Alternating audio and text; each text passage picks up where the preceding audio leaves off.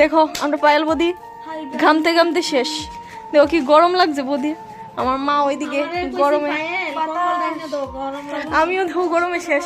মানে কিটা কইতাম এত পরিমাণ গরম, এর মধ্যে নাই কারেন্ট গেছে গা। বুঝতেই তো পারতেছো কি এমন গরমটা তুলে লাগবো, গরমে শেষ। কেমনে থাকতাম বন্ধুরা, তোমরা কো কেমনে থাকতাম? এই গরমে কি থাকা যায়?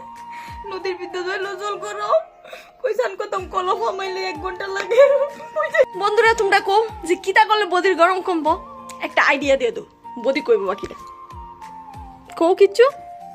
আমি আমার কোনের মতন কোনো ভাষা নাই, এত প্রচুর গরম লাগতেছে। আমি কি তার কইতাম, নদীর যাইলো জল গরম, কলে যাইলো স্নান করতাম না, কল টিপতে টিপতে আমার হাতে কল ফিরে গেছে। তোমরা কই যাইতাম? আমি কই যাইতাম? আমার সহ্য হইতাছে না, প্রচন্ড গরম লাগতেছে।